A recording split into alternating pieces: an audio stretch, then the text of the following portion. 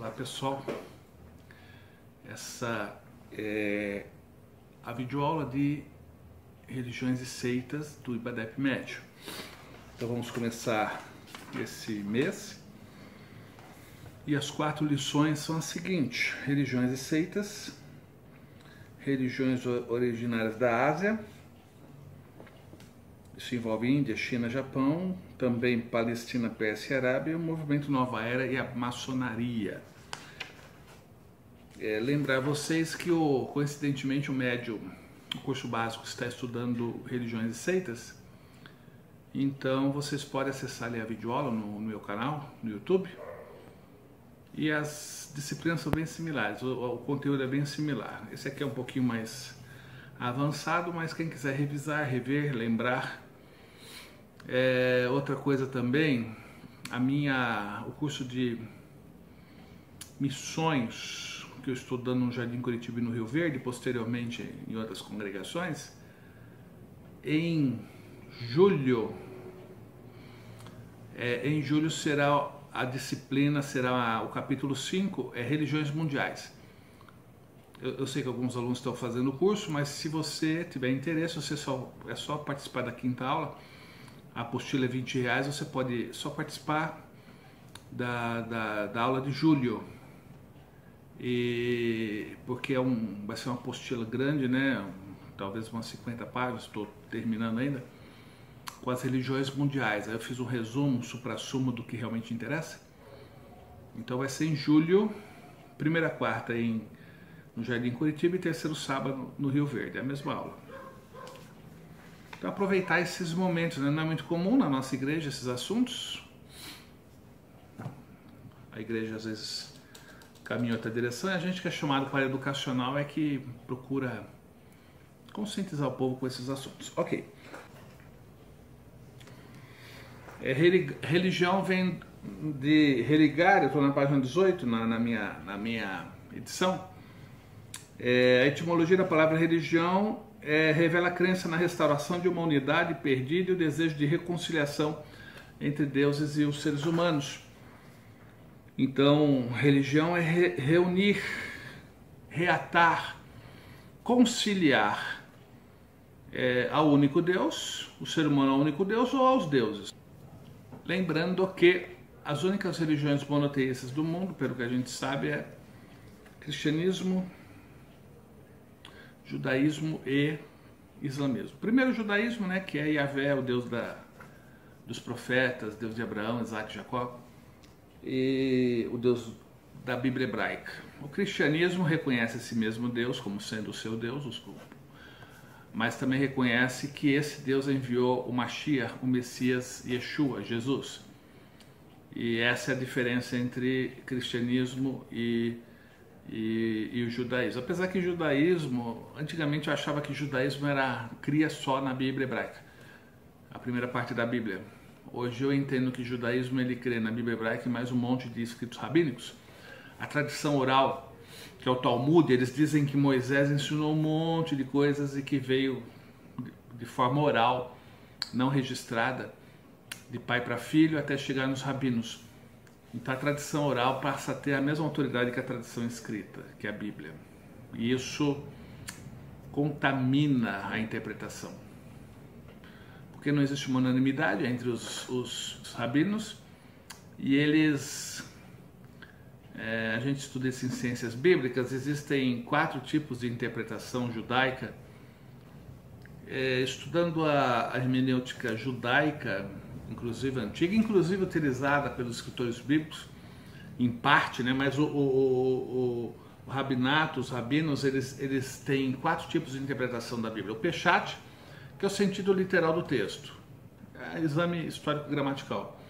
O Remes, que é a pressuposição de que Deus deixou assim algumas dicas embutidas no texto que os próprios profetas não sabiam. O Drash, ou Midrash, é a alegoria do texto. Ignora o texto e começa a enxergar verdades ocultas. E o Sod, que é algo místico, o formato de letras, numerologia de letras. Os 3 primeiros, que é o Peshat, Remes e Drash, a gente encontra isso na Bíblia, utilizado até pelos escritores.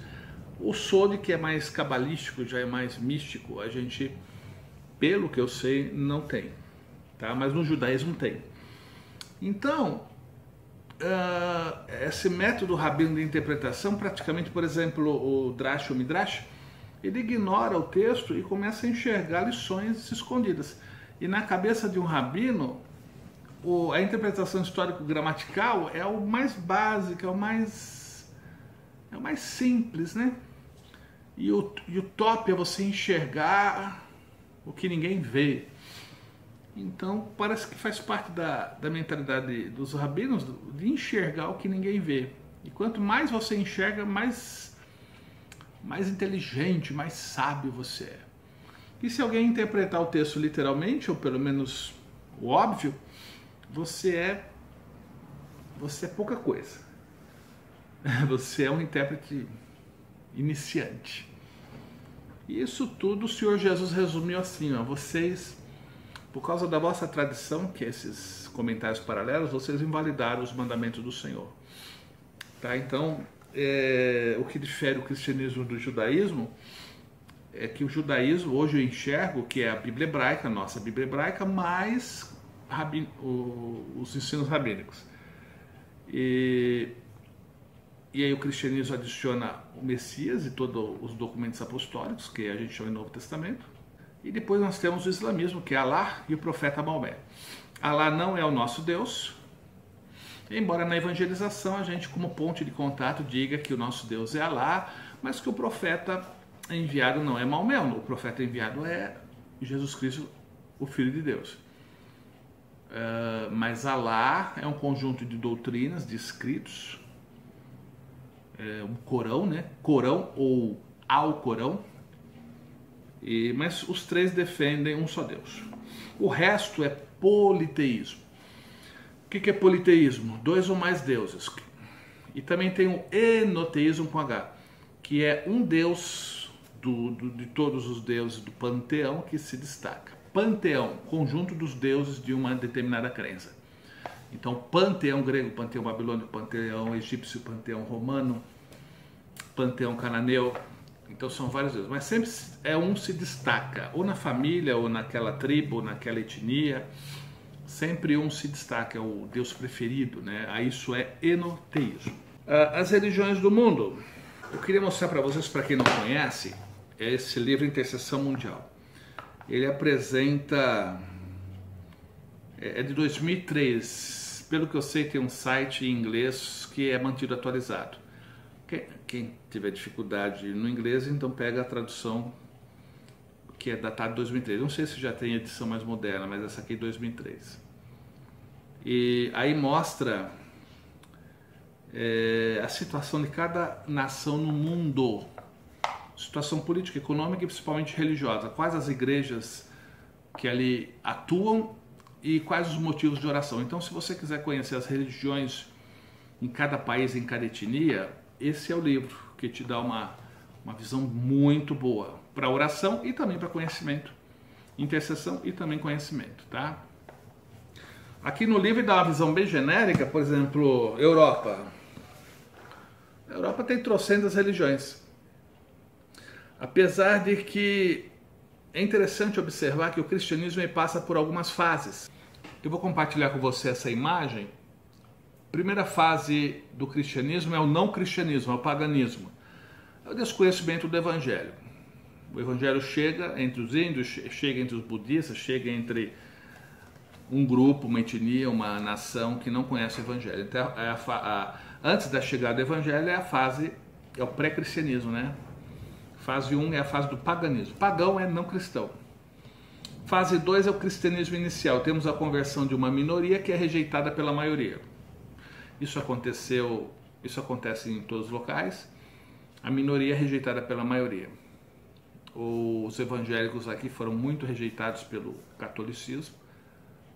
Não a nossa geração, as gerações anteriores sofreu ameaça de morte. Para comprar um terreno e construir uma igreja tinha que ter autorização do padre.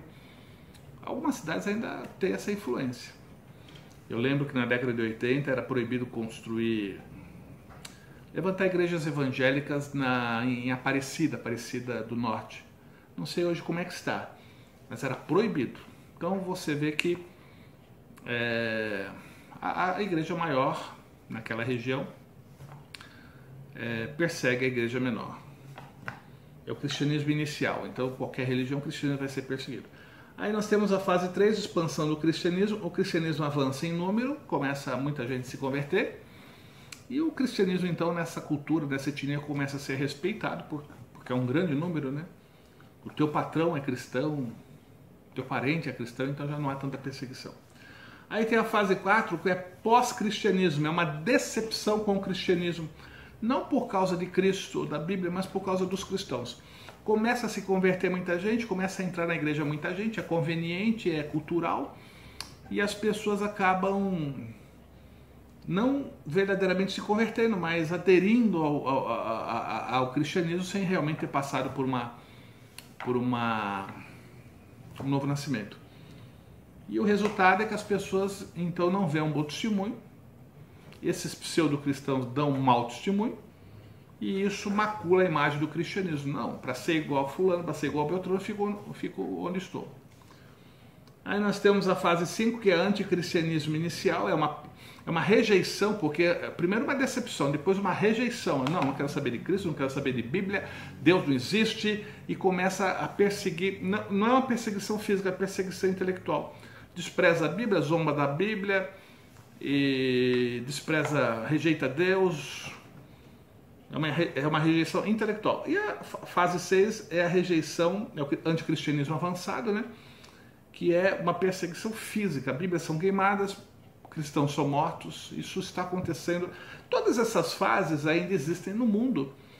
Então, ou aquela etnia, aquele grupo está no paganismo, no cristianismo inicial, expansão, anticristianismo inicial, ou anticristianismo avançado, que é a perseguição. E a Europa, por exemplo, ela está vivendo um pós-cristianismo. Eles estão muito decepcionados com o cristianismo. Repito, não por causa de Cristo, da Bíblia, mas por causa dos cristãos. O maior problema da igreja continua sendo os cristãos, né? E eles viram a história da igreja romana, né? A igreja de Roma, os papas, que foram piores. Alguns foram piores do que muitos mafiosos. Houve papas bons, né, que a história registra, mas a maioria foram tiranos, né? E então essa rejeição, esse conhecimento acaba gerando rejeição. Então é muito difícil um europeu se converter depois de ter passado pela história da igreja, né? Porque a história da igreja não é a história do povo trabalhando. A história da igreja é a história da liderança da igreja. E a liderança, gente, é uma regra básica, né? Não é bem uma regra, mas é uma ocorrência. Onde há poder, onde há dinheiro, onde há fama, onde há glória humana, isso contamina. A pessoa pode chegar até com as melhores intenções. Rolou dinheiro, rolou fama, rolou algum ganho, pronto. Ele chegou lá orando e jejuando, mas ele só sai morto. E para morrer ele tem que matar um monte. Então é mais ou menos isso que aconteceu com a história romana.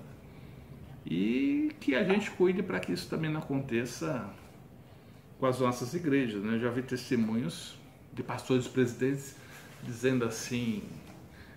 O pastor Donizete esteve aqui conosco, né? Ele falou: eu era um bandido, eu me tornei um bandido e Deus me pôs numa cadeira de rodas para não ir para o inferno. Ele mesmo reconhece. Deus agiu na vida dele e salvou a alma, machucando o corpo. Europa. O cristianismo é a principal religião da Europa e a maior do mundo em número de adeptos. Olha, esse negócio de cristão, isso é meio complicado, porque num censo, vamos ter o censo, acho que 2000, era para ter esse ano, mas esse ano, vamos riscar do calendário, né? Mas a cada 10 anos é feito o censo brasileiro. E aí é perguntado: qual a sua religião? Ah, eu sou cristão. Qual a sua igreja? Eu sou católico. Só vai uma vez por ano e olha lá. Vai em missa não, vai em funeral, vai em casamento, faz o sinal da cruz, mas não tem um compromisso.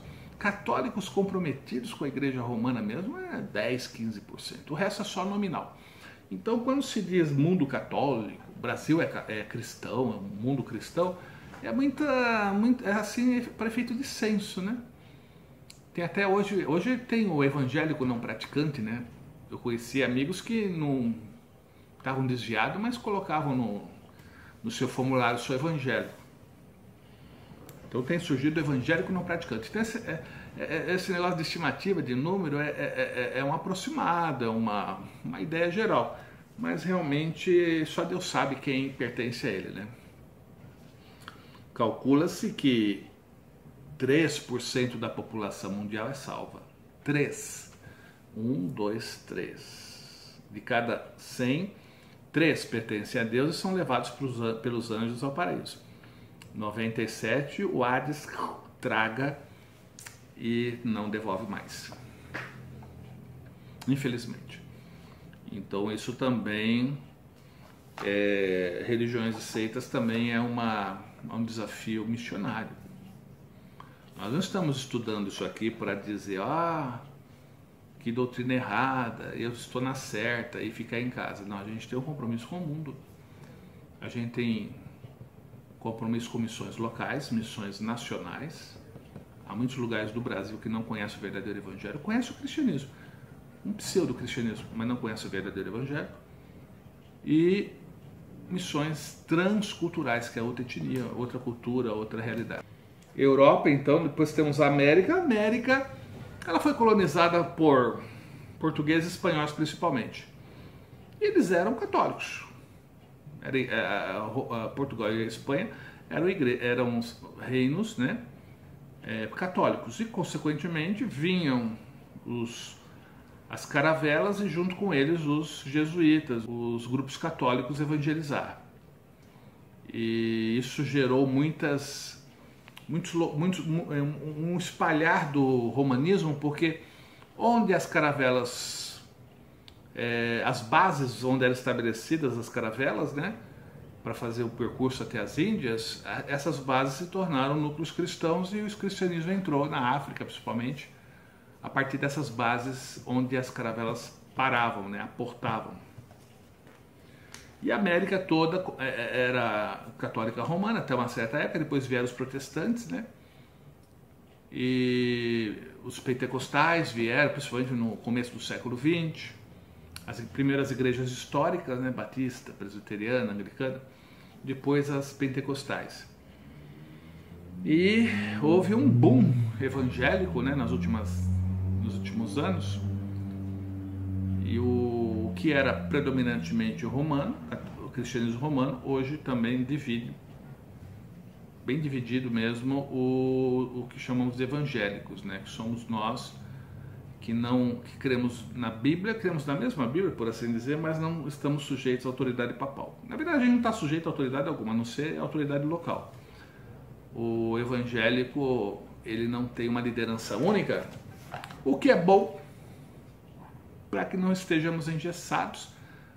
E uma questão de estratégia também, né? Se apodrece a liderança única, apodrece tudo.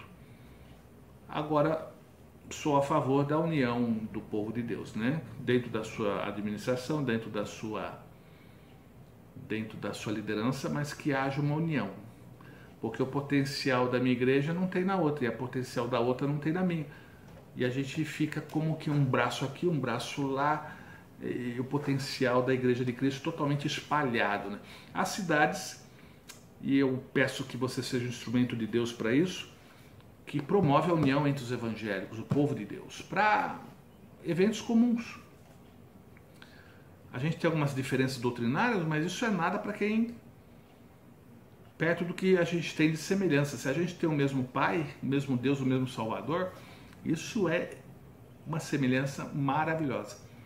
Então não dá para esperar, que a gente tem que promover realmente a união do povo de Deus.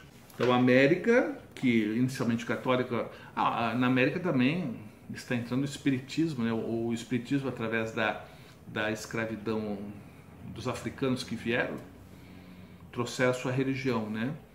E mais isso é o baixo espiritismo, mais o espiritismo kardecista, né, que veio lá da França, Allan Kardec, ele atinge muitos intelectuais. Então o Brasil aí tem muito de espiritismo, baixo espiritismo, que é Umbanda, Candomblé, cidades próximas aqui, dizem que Curitiba, o Sul, assim, tem muito baixo espiritismo, que a gente chama, né, Candomblé, Umbanda. E então realmente a gente tem que conhecer e poder interceder, ajudar. Porque eles não estão lá atrás de doutrina, estão lá atrás de cura, estão lá atrás da morte de alguém, e ficar com a esposa, o esposo de alguém, e pessoas que já vieram desse mundo me contam, né?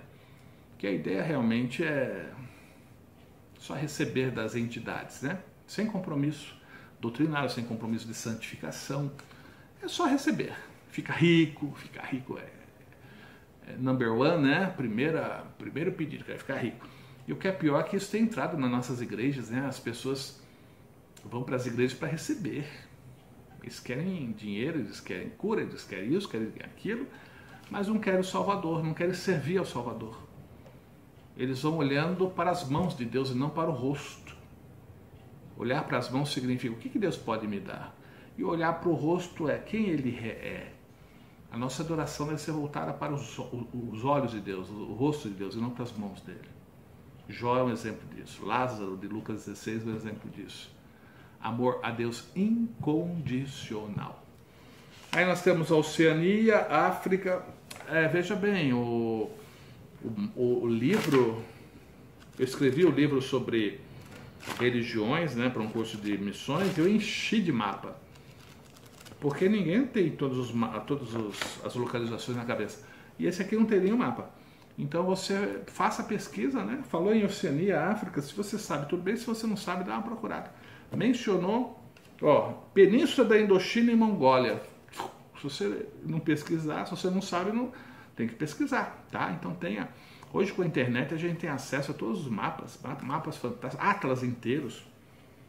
Se você tiver em casa, ótimo, se não tiver, pesquise. Lembrar que o estudante de qualquer área, mas principalmente de teologia, que é a nossa área, tem que ser um pesquisador. Achou? Ficou em dúvida? Pesquisa. Ásia, conflitos religiosos, parte das guerras. Normalmente o que promove guerra é dinheiro, poder, domínio. Normalmente. E junto com isso também, causas religiosas. Às vezes a causa religiosa é o que brilha, mas as motivações realmente é poder, dinheiro.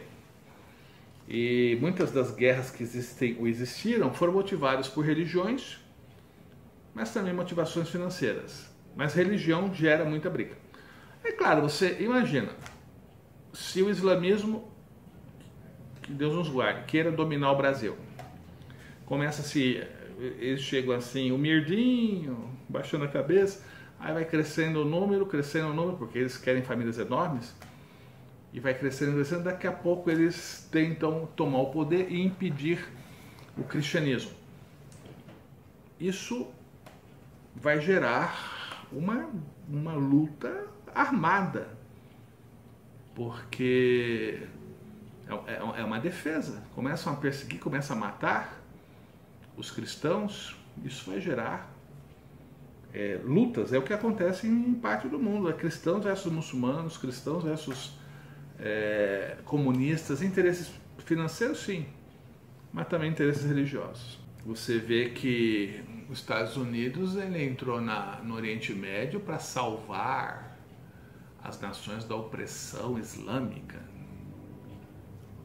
porque lá tem petróleo. Agora as nações africanas que se matam, ninguém quer salvar ninguém, porque lá não tem riquezas. Então sempre tem a religião, mas também tem a economia em jogo. Todas as religiões levam a Deus? Olha, você vai encontrar até cristãos que dizem que desde que você seja bonzinho, legalzinho, joinha, amiguinho, Deus vai te perdoar e vai relevar os teus pecados, porque você é uma pessoa boa. Quem é bom no padrão de Deus? Porque quando Deus julga, é segundo o seu próprio padrão, Ele mesmo. Quem que sobrevive a um julgamento desse? Então, ou você é pecador ou você é perdoado. Não existe meio termo. Ou é pecador ou é perdoado. E perdoado pelos méritos de Cristo. Quem morreu na cruz, pelo que eu saiba, é só Cristo. Quem nos substituiu, só Cristo. quem tinha condições de nos substituir na cruz, morrer a nossa morte, só o Senhor Jesus. Então só Ele é o único mediador entre Deus e os seres humanos. Só Ele é o caminho, a verdade e a vida, e ninguém vai ao Pai, ninguém vem ao Pai senão por Ele. Isso significa, por isso que eu falei que é 3% da população mundial. Se você fizer a conta, 1/3 da população mundial, que está em 7 bilhões, é cristã. São cristãos, né? Povo cristão. 2/3 então já está banido da presença de Deus até que ouça o Evangelho. Em princípio, não pertence a Deus hoje. Desse 1/3 de 700 bilhões, calcula-se que uns 10% são salvos. Os 90% são nominais ou simpatizantes. Então isso significa que salvo mesmo, que pertence a Deus, é cristão, comprometido com Cristo. Nós temos aqui ateísmo, na página 24. Ateísmo, eu conheço pessoas que dizem assim, fulano é muito inteligente, por isso é ateu. Ninguém é ateu por ser inteligente. Ateísmo é uma renúncia à inteligência. É tipo assim, não existe, logo não vou esquentar a cabeça. É mais confortável. A negação é mais confortável do que a aceitação. Porque se eu aceito que Deus existe, que a Bíblia é a palavra de Deus e que eu tenho um compromisso com Ele, eu sou obrigado a conhecê-lo, obedecê-lo e viver a ética dele. Se eu digo que não existe, eu vivo de qualquer jeito. Não há compromisso. Então, ateísmo não é ser inteligente. É um conforto da inteligência. É o conforto da negação. E funciona, a mentira funciona por algum tempo. Por exemplo, não tenho conta de luz para pagar. Não existe Copel, não existe conta de luz. Esse papel aí que veio com valor, o papel aceita tudo. A mentira funciona há algum tempo, não o tempo todo. No primeiro mês é legal, continuo com a minha luz funcionando. Segundo mês legal, terceiro mês legal, até que corta. A mentira funciona há algum tempo.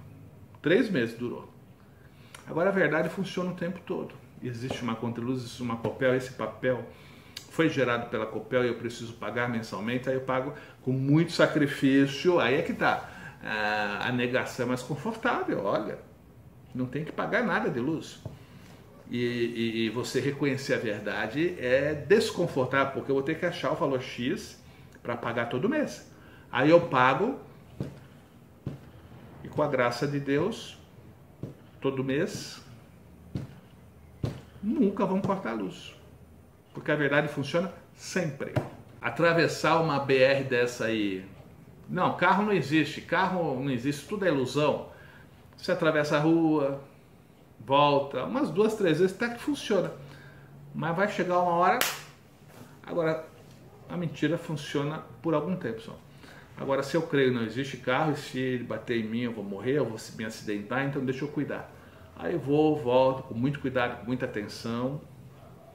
O risco é mínimo, porque eu aceito a verdade. Junto com o ateísmo existe o deísmo, com D de dado. Deus existe e não se envolve com a sua criação. E existe também o teísmo, que somos nós, com T de tatu. Deus existe e se envolve conosco. Então nós somos teístas. Deus criou e se envolve com a sua criação. Seita, página 31. Bom, seita e heresia têm a mesma origem, haireses do grego. Inicialmente não havia essa denotação esse significado de negativo. É um grupo com determinada crença. Grupo dos saduceus, seita dos saduceus, dos essênios, dos zelotes. Apesar que os zelotes não era seita, né? Era mais assim revolucionários, né? Seita dos essênios, que era grupo com determinada crença. Então, seita é um grupo com determinada crença. Então, o grupo e a sua crença estavam intimamente associados. Nesse sentido, é a seita dos evangélicos, a seita dos católicos romanos, a seita dos ortodoxos, seita nesse sentido. Só que hoje é sempre assim, o que eu creio é verdade, o que você crê diferente de mim é heresia. E você é uma seita, porque é diferente da minha crença. Então a sua crença é heresia e a minha crença é a verdade. Então você é uma seita e o que você crê é heresia. Então passou a significar esse sentido negativo. Seita, heresia é o outro. Nós evangélicos somos seita para os islâmicos, mais do que seita, somos chamados de hereges. Somos seita ou heresia para qualquer outro grupo religioso. E sob a ótica bíblica, nós também vamos nesse curso, nesse estudo, nesse livro, analisar os grupos e suas crenças à luz da nossa fé, à luz da palavra de Deus.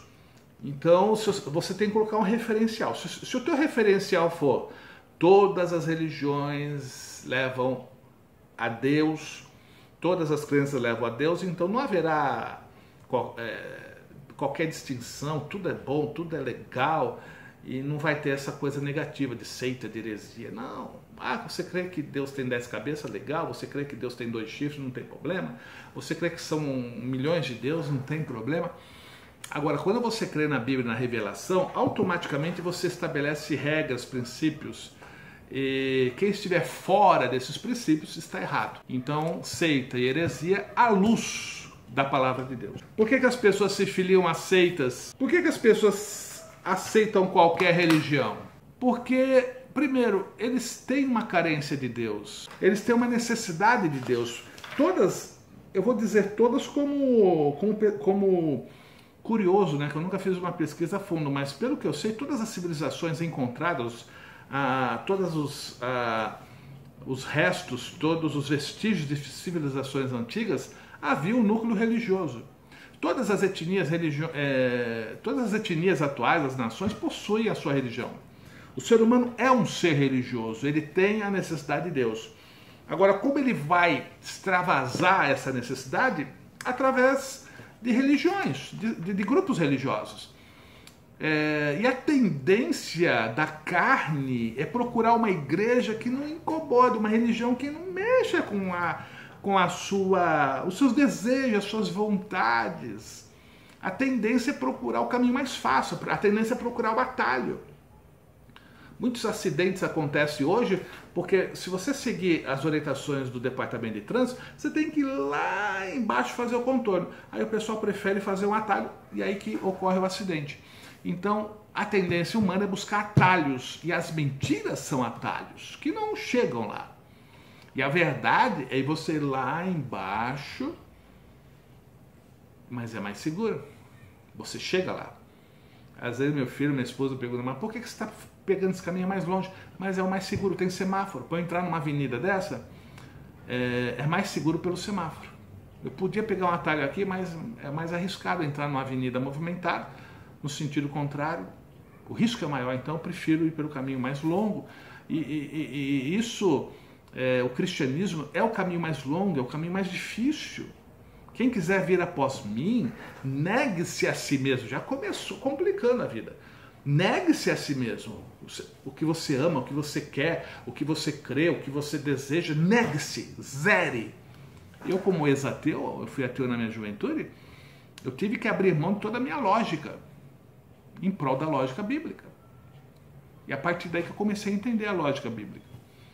Negue-se a si mesmo, tome a sua cruz. Eita, podia falar, tome o seu chocolate, tome o seu sorvete, tome a sua costela no chão. Não, mas tome a cruz. Esteja disposto a morrer todos os dias, por amor de mim. Isso é lindo, mas é assustador, porque as pessoas, não, eu quero ficar rico. E o que o diabo falou assim, se você me servir, Jesus, eu te darei todas as coisas. Então Satanás, ele, através do dinheiro, da fama, da fortuna, ele compra a moral de muita gente. Então por que tem tantos grupos religiosos?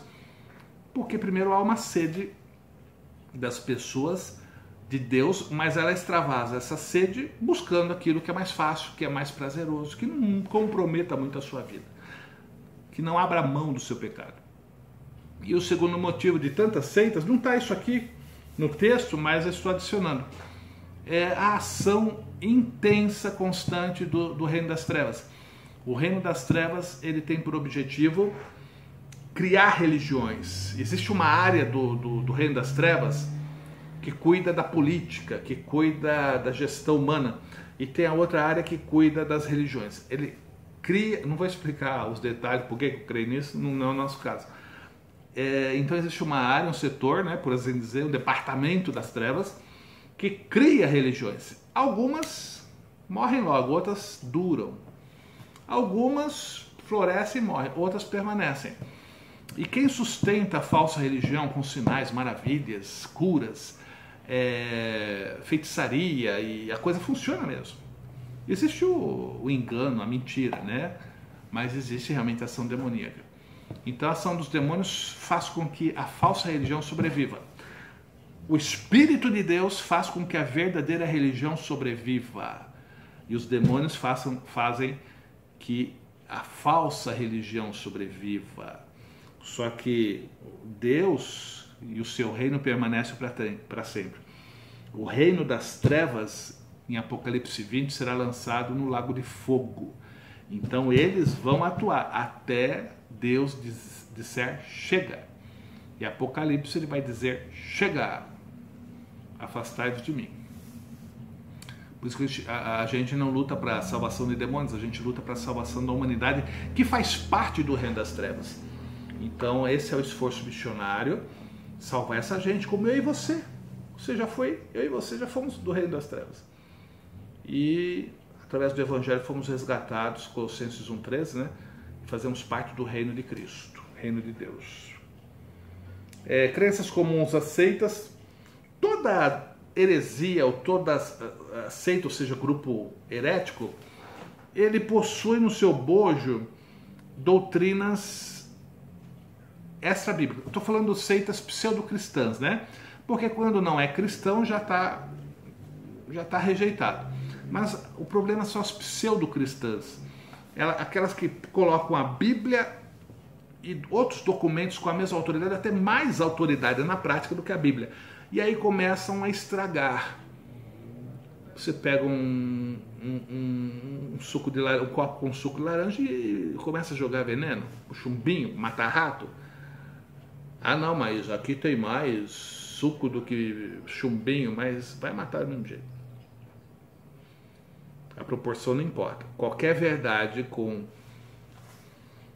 a verdade bíblica com outras verdades niveladas começa a contaminar a verdade bíblica, né? Quer dizer, não a verdade bíblica, mas a crença que eu tenho. A palavra de Deus é eterna. A palavra de Deus permanece para sempre, mas na minha cabeça eu junto verdades com mentiras e faço uma maçaroca que não vai funcionar. Porque não existe meia verdade. Ou é verdade ou não é. E aqui os grupos religiosos começam a viver meias verdades. Interessante que atrai os cristãos, né? Aqui, meu amigo era da Candomblé e as pessoas falavam para ele aceitar Cristo. E ele dizia assim, mas eu tenho Cristo. Antes de começar os nossos trabalhos de matar, manda o cara ficar rico, antes de começar os nossos trabalhos, fulana pegar o marido de não sei quem, nós oramos em nome de Jesus. Até que ele compreendeu que Jesus não é um título, um nome, é uma pessoa com uma verdade, um caminho, uma vida, com caráter. Aí ele pôde compreender que o Jesus dele não é o Jesus da Bíblia. Então esse objetivo das seitas, Satanás tem por objetivo criar religiões para que a verdade seja uma agulha no palheiro. Então imagina um palheiro e agulha lá no meio. Cabe à igreja pegar essa agulha e mostrar, ó, essa é a agulha, o resto é palheiro. Se a igreja não fizer isso, o pessoal não vai achar a agulha dentro do palheiro mesmo. Então, quanto mais religiões, mais distrações. E se o reino das trevas é especialista em criar distrações para nos afastar de Deus. Ou até para que não sejamos cheios de Deus. Porque é assim, ó, o reino das trevas impede que você aceite a Cristo. Mas se ele não conseguiu impedir você de aceitar Cristo, ele impede você de ser cheio de Deus, cheio do Espírito, com distrações. Então tá, não consegui impedi-lo de ser salvo, pelo menos vou impedi-lo de me incomodar, de atrapalhar, de conquistar meu terreno. compreendendo as seitas, principais seitas do dia de Jesus. Isso aqui, na verdade, só para você ter uma ideia, que seitas, grupos religiosos, fariseus, saduceus, essênios, herodianos. Os herodianos era mais um grupo político, né, de bajuladores de Herodes. Outro que eu falei aqui, zelotes, né, eram judeus revolucionários, né, que não queria saber de vamos esperar Deus, não, Deus vai estabelecer o seu reino através de nós temos que conquistar. Aí era uma guerra contra Roma, uma rebelião contra Roma o tempo todo. Mas isso aqui vai te ajudar no Novo Testamento, né, você entender um pouco mais. O que significa uma seita, aí que tá, eu já falei sobre isso. Haireses, doutrina, religião. Ok, isso aqui é bem interessante você dar uma lida. Da origem do termo seita, né? Características de uma seita. Qualquer grupo religioso com suas crenças que se cria um domo para sua membresia, seus integrantes. Olha, é o seguinte, nós somos os verdadeiros profetas, fora de nós não há salvação. Só ouço o nosso líder maior, ou aqueles que ele indica. Só leia livros que nós escrevemos ou que o nosso líder maior escreveu. Só aceite a tradução da Bíblia que nosso líder fez. Só leia livros publicados pela nossa editora. Isso é um domo típico de uma seita. Eles têm medo que você raciocine, que você pense fora daquele espaço. Lembre-se que Cristo morreu para tirar o nosso pecado, não a nossa inteligência. Eu louvo a Deus pela Assembleia de Deus e outras denominações, que eu faço parte há 30 anos na área educacional. A gente encaminha você para livros bons livros, mas de todas as editoras, Batista, Presbiteriana, editora Ragnos, esse aqui que eu te falei é Horizontes, América Latina. Então a gente não tem profeta de estimação. A gente recomenda Hernandes Dias Lopes, recomendo Mateus Andona, que é do judaísmo messiânico, eu aprendo muito com eles. E outros, né, que eu não lembro agora, mas que a gente aprende com eles. Então não existe um domo, uma proteção para impedir você de pensar fora da casinha, não. Agora, na seita, na heresia, normalmente é lacrado, é fechado. Então, se a sua igreja começar a lacrar, fechar, escapa-te por tua vida. Pessoal, é isso. Na verdade, o maior trabalho é seu, lendo, pesquisando, fugindo um pouco. Ah, já li o livro, mas espera aí, ele te forneceu vários links de pesquisa. Continua. É pouco assunto. Então, continue pesquisando. Né? Citou alguma coisa aqui, vá atrás. E eu creio que vai ser uma bênção. São 4 aulas. Na verdade, 5 encontros. 5 aulas, né? Mais 4 lições. Então, você tem 5 semanas para estudar isso aqui. E toda semana, com a graça de Deus, eu estarei fazendo uma videoaula, tá bom? Então, que Deus te abençoe e te use poderosamente em nome de Jesus.